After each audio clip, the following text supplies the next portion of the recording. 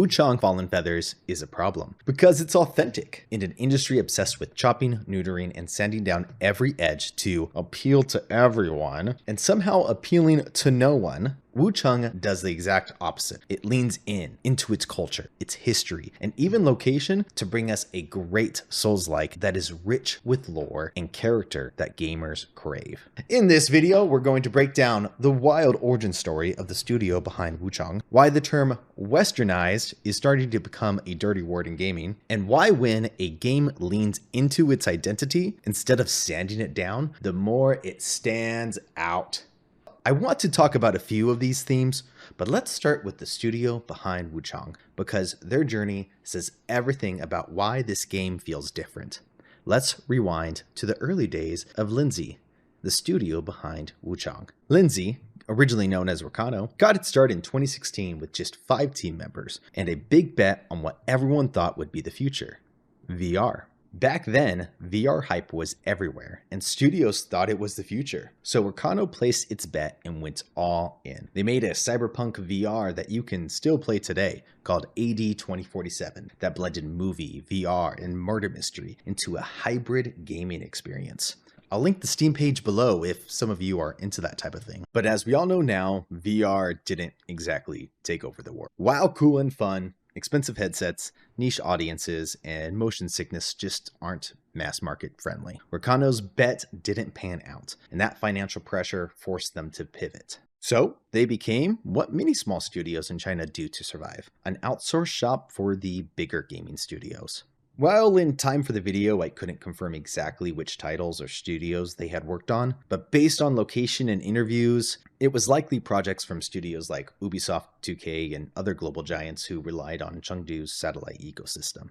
Now, the setback of going all in on VR and later grinding through outsource work might have looked like a curse.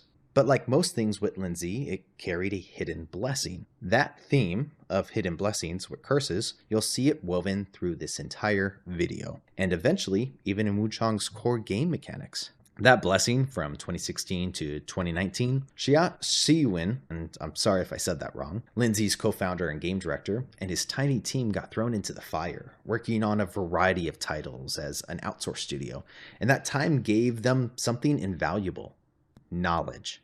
They saw how the biggest studios worked, the good, the bad, and from that they learned what they wanted to implement as a small studio. Every company has their own process and procedures, and we worked with a lot of companies, Shia explained. So we realized that as an outsider, we can see how different processes and procedures may help and then apply it to our own team management. Once they were financially stable enough to stop being the team other studios outsourced to, they pivoted and focused on their true goal: to make quality, premium games, and rebranded to their now studio name of Leenzee. So they got to work and released their first trailer that got dug through the mud. In 2021, Leenzee was slowly getting to work on Wuchang and was hoping to share updates on the whole game-making procedure, from early concept to finished product. So they released an 18-minute gameplay footage, and the internet tore it apart. Me: can I get a Sekiro, Mom? Mom: no, we have Sekiro at home. Sekiro at home. Bloodborne Chinese mod. And this is what happens when there's no copyright laws in your country. Comments called it a knockoff, cheap, unoriginal, a copy-paste from a studio nobody had heard of. You can still see these comments today. I'll link the video below. Shia's heart was to share the vision, the concept, and again, the process of how the game was going to be made. For those only listening, this next quote is from a Chinese website interview with the game director, and I'm using Google Translate, so bear with me as it's not a perfect translation, but I think you will get the gist of what is being conveyed. Talking about the 2021 trailer release, Shia told the publication, "When we first published it, we never thought that so many people would pay attention to us. Just like a chef, we first brought up the dishes and then slowly put them on the plate. At that time, I wanted to slowly update my B-side account so that everyone could see the game slowly improving. But in the end, everyone also knew that we actually received a lot of criticism. But to me, it was just put on the plate. But it really hit the team hard, and some young colleagues left their jobs because of it." That trailer, downvoted to hell, was a huge morale setback. But just like the curse and setback with VR, that also carried a blessing, this cursed trailer reaction also brought with it a blessing. While the internet was ripping Leenzee apart, someone else was watching, and that was publisher 505 Games, the publisher behind games like Bloodstained, Brothers, and the PC port of Death Stranding. 505 Games saw the potential, and they stepped in to help make the real version of Wuchang a reality. For the viewers still here, you're the real ones. Dang, we're probably not even halfway through. So, can you do me a quick favor and,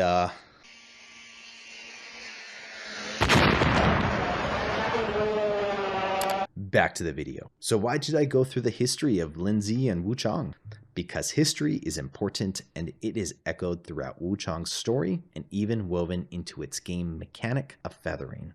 The game is Chinese and it's proud of it. It leans into its culture instead of shying away. Let's launch into its authenticity. Wuchang is unapologetically Chinese, rooted in local folklore, Chinese culture, and draws heavily upon its province where the studio is located. I'll be quoting Shire, the game's director, from a few different interviews and publications here.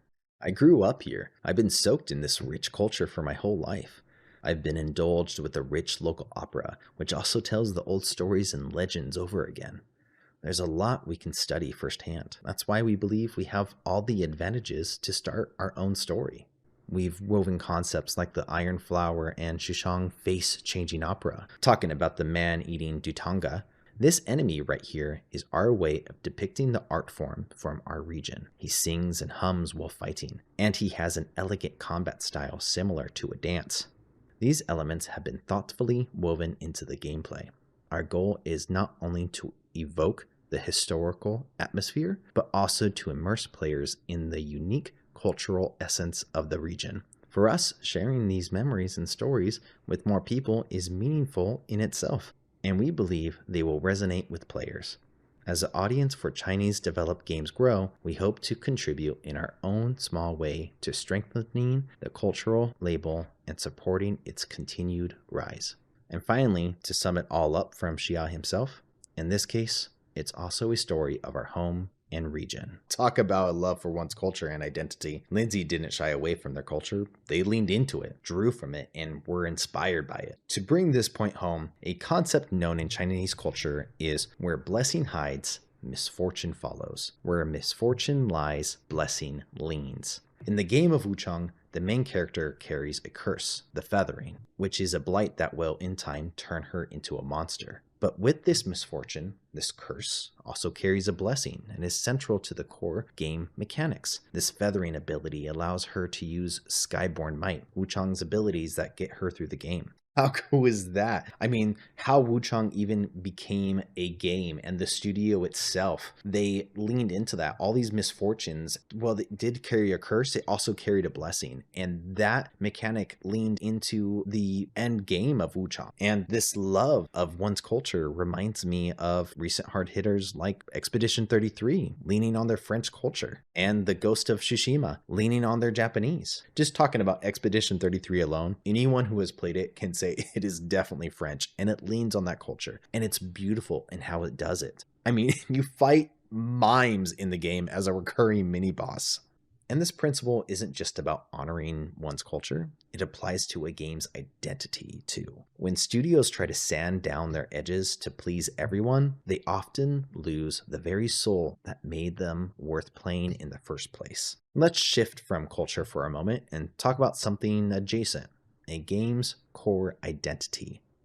A bit of a hard shift here, but let's talk about Path of Exile for a moment. I think one reason PoE 2 is getting so much praise right now is it stepped up where Diablo had drifted. The creators wanted to make a successor to Diablo 2 in style, depth, and tone. They believed the franchise had lost its identity and what made it great. So PoE stepped in and doubled down on what made Diablo so successful in the first place. Its mood, identity, and dark themes. Now compare that to something like Tales of the Shire, a cozy game set in the world of Lord of the Rings.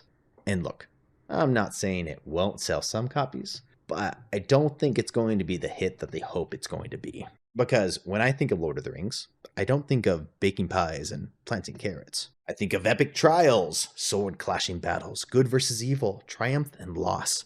Not a cozy game where I can customize how much hair I have on my hobbit's feet. And I am not kidding, that is a real game mechanic. And that brings us to the bigger problem, Westernization. Westernized used to mean global outreach. Now it means soul extraction. Studios take rich, mythic worlds and strip them of any edge, risk, mystery, all in the name of appealing to a wider audience. The cost? Its identity. I don't know about you, but at this point, Westernized is starting to feel like a dirty word to me. It means they have sanded down what makes the game's identity. They have neutered it, if you will. They have made the game unpalatable by trying to appeal to everyone. It's the age-old mantra that if you try to appeal to everyone, you'll end up appealing to no one. That's what I'm loving about these studios outside of the West. They are just like, yeah, we don't care about that. It's funny, it seems like players in the West are the ones most vocal about their disdain for Westernization. Man, that's a lot. But it's all to say, games need to remember their identity and to be authentic. Don't be watered down to try to appeal to mass audiences. The more you do that, the more we are going to get soulless, inspired slop. And that's why Wuchang is a problem. It's authentic to its core, its roots, its identity. I hope more game studios learn from this and stop trying to gain Western approval. It's not the finish line, and it never will be. Thanks for watching, and if you can, do me a quick solid and... Go beyond!